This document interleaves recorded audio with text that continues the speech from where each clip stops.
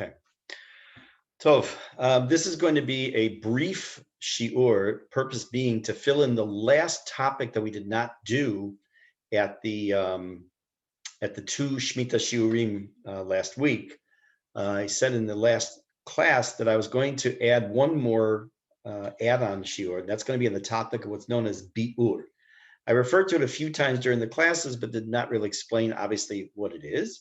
So that's what tonight's going to be about.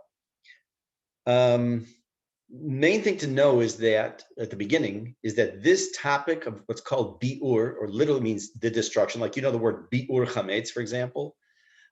This topic will not be relevant for many, many, many months. But it's important to know it up front so that when you look at charts that I'll be sending out maybe tomorrow already, or charts that you already may have from me about the tavlinim, about spices, and it may say something about biur, so you'll know what it's talking about. So let's talk about what exactly is biur. Again, the word itself means to destroy, levaer, like uviarta hara mikirbecha. We see that in the Torah many times. You should destroy the evil in your midst. So what exactly is going on? So there's a pasuk in Sefer Vayikra that says as follows. We're talking about now the food that grows in the 7th year, in Shemitah year. For your animals, and to the animals that are out in the field.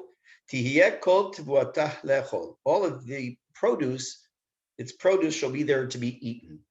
The Chachamim learned the following rule from this pasuk. As long as the food is available still in the fields for an animal to eat, you are allowed to eat that Kedushat Shvi'it food in your house. For example, let's say animals eat onions. I have no idea if they eat onions, but let's assume for a moment it comes to a certain point where there are no more onions growing in the land of Israel. At that point, if you have onions in your home, you have something you need to do. We're going to see what it is you have to do. But again, the demarcation is different obviously for different vegetables. This only applies. Let's just stay. I'm not going to get ahead of myself. Again, we're talking about a specific time period that relates to various foods. Once a food is no longer available in the fields, not talking about the marketplace, we're talking about the fields. There's nothing more growing. That item, if you have it in your home, you have to do something. And what that's something we're going to talk about. I said, and I translated the word biur is to destroy. The Rambam, and I told you in the beginning of these shurim that I wasn't going to get into the various machloket between different opinions, but this one's important to know. The Rambam is more or less a standalone opinion. He says, and he takes the concept of biur literally. Literally means to destroy, to burn. Meaning as follows. Let's say there are no more tomatoes growing in the fields. And again, how we know that, I'm going to come to. There's no more tomatoes growing in the fields. That means if you have tomatoes in your house, you would have to destroy them. They're no longer allowed to be eaten. And he bases that on the pasuk, which says,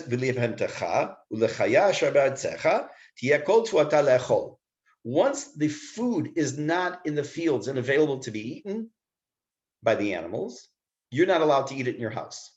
Very, very strict, very, very black and white to the Rambam.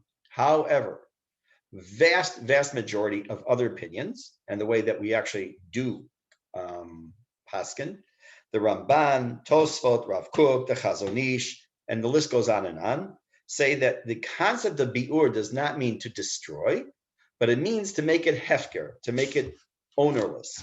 So first we have to discuss what is subject to this biur and how is it done. Again, I want to stress, it does not mean you take these foods out and destroy them. It means you have to do a certain process of making them hefker, again, ownerless, which we'll see how, and it only applies to certain foods. Only Kedushat Shvi'it food requires biur. The chance of you're doing biur on something other than just wine, which we're going to see wine needs it, and the most common situation, is very small. If it comes to a point where there are no more cucumbers available in the fields, and you have many cucumbers in your home that are Kedushat Shvi'it, what you will have to do is to do biur. Again, I'm going to come back to how you do that, but just let's focus on what you do biur. So biur applies to kedushat shvi'it food only, and it does not apply to food that was grown in heter mechira. It does apply, obviously, to stuff that's with otzar beit din, which we saw has kedushat shvi'it.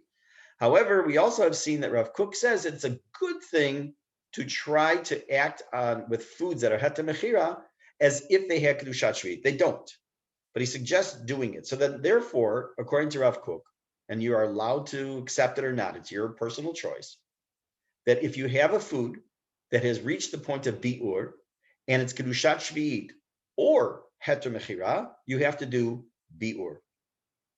How is it done? So the Chazon Ish, who is actually very, very lenient in many areas when it comes to Shemitta, not so much in everything, but in certain areas, he says that the process that you should take, and this is true for most opinions, it says as follows. You take the produce, again, let's use cucumbers as the example. You take the cucumbers you have, and you say in front of 3 people that they're hefker. He even says you're allowed to do it in front of 3 people that are friends, so that you know they're not going to take it from you, because they could. They could take it. Hefker means it's ownerless, and you're saying you don't own them anymore. And by doing that, you are now also entitled to take them right back. Best to do it outside. You could do it if you have an apartment building, you could do it in the hallway of your apartment, but it's even better if you take it physically outside your building. So the process would be, just using cucumbers as the example, a specific date has arrived, and we'll see how that is figured out in a minute. You take your cucumbers, you put them in a little box or a bag, whatever it is. You go outside. You have 3 of your friends stand nearby and say, I am being mafkir. I am making these these vegetables completely ownerless. They're not mine anymore. You can take them if you want them. Assuming that your friends are your real friends and don't take them from you, you then can say, okay, now they're mine and I'm taking them back. That is biur. Everyone agrees with that, with the exception, like I say, of the Rambam. Again, the Rambam says you have to take them out and burn them. One of the reasons that most people disagree with the Rambam is, if you remember, we talked about in depth, you're not allowed to destroy kedushat shvi'it food. So by doing biur, according to the Rambam, you're actually destroying kedushat shvi'it. There are other reasons as well. When you have, one of the more common things that you will find is you're going to have to do biur is if you have wine that is kedushat shvi'it.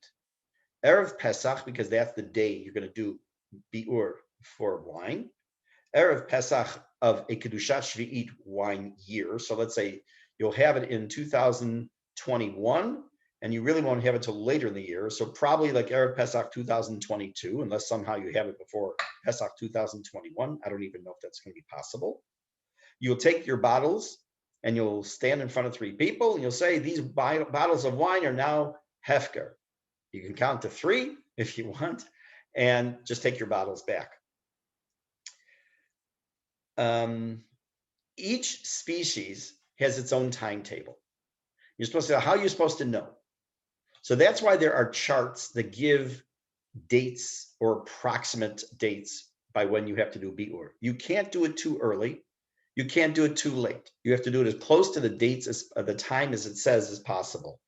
I'm going to be sending out in the next day or 2. I looked at it today. It's a very, very nice, long list of many foods. I would say hundreds, but it's probably not hundreds. Dozens and dozens of foods of if it has kedushat shvi'it or not, when kedushat shvi'it actually kicks in, and then when biur has to be taking place, and also if they're subject to svichim. We talked about svichim in the second shiur. And for those of you who haven't listened to the second shiur or weren't at the second shiur, you can re-listen to it or listen to it for the first time and learn about svichim, because that's also an important thing, and that will also appear in the charts. The question, of course, is what happens if you didn't do biur? Let's say, for example, you didn't notice you have cucumbers and the date for biur was a week ago already. What are you supposed to do? What you're supposed to do is you pick up the phone and call me, or call somebody who knows the halachot, because generally speaking, you're going to be able to do something. There are certain very specific circumstances where you might not be able to do anything with them. Because if you did it, for example, if on purpose, you said, look, who cares about biur? I have a stupid few cucumbers in my house. Who cares? and you've been mezid, knowing that it's time for biur, and been mezid, you decide not to destroy them, generally speaking, even though there's opinion that there's a way to fix that, you might not be able to. In general, if you forgot or you were planning on and you didn't, there are ways around it. But instead of just deciding on your own, and also what happens if someone gives you a bottle of wine that has Kedushat Shvi'it, and they gave it to you after the date of Biur. Now, if you know that they did Biur, that's great. What if you know that, if you don't know, maybe they don't even know what Biur is. So all these questions I'm purposely not answering. I want to make you aware of them so that when we come to those points of those vegetables and the wines and whatever else it might be, fruits, whatever may be subject to Biur, that you know that there are questions to be asked. Let me just kind of recap what we said. Based on the Pasuk in Vayikra, we know that when there's food that's grown as Kedushat Shvi'it food, and according to Rav Kook in parentheses, even if it's only Heter Mechira, when that food is no longer available in the fields, you're no longer allowed to have it in your house to eat, unless you do Bi'ur, which basically means you take the food out of the house, you say in front of 3 people, it's Hefker, and then you're allowed to claim it back, and it's still Kedushat Shvi'it. It doesn't lose the Kedushat, but now it's past the date of Bi'ur, and you've done what you're supposed to. If for some reason you forget, or purposely just skip it, you have to ask a shayla and ask what to do. And they will not all be the same date. They'll be scattered throughout many months as you know, I mean, maybe I'm making up. I'm not saying this is how it is. Carrots may be in Tevet, and avocados may be in Nisan. I don't know. But they'll have the dates on these charts. Many organizations print up a little chart. I still have one on my fridge from the last Shemitta from Kosharut. It's relatively short list, maybe has 30 items on it. The one that I will send you is also from Kosharut, but it has, let's say, dozens and dozens, probably 50 or 70 items on it. And take a look at the list. Familiarize, I have a hard time saying that word. Familiarize yourselves with the terminology that you're looking at on the chart, whether it's Kedushat Shvi'it, if it's Heter Mechira, Otzar HaBeit Din, Svichim, Bi'ur, all that's going to be on there. Be an educated consumer. Know what you're looking for. And when you don't understand, please feel free to ask. You can ask me, send me a message. Happy to try to help as best as I can. And if I can't, I'll send you somewhere else. I'm going to open it up if anyone has any questions for the last few minutes. I'm going to take you off. I guess you can unmute yourselves if you do. And if not, we will call it an evening. Okay. Tov. Like I said, the purpose now wasn't necessarily to have 100 people on Zoom. It was just to make this video. I was going to do it if no one was on, but it's nice to have some people in front of me.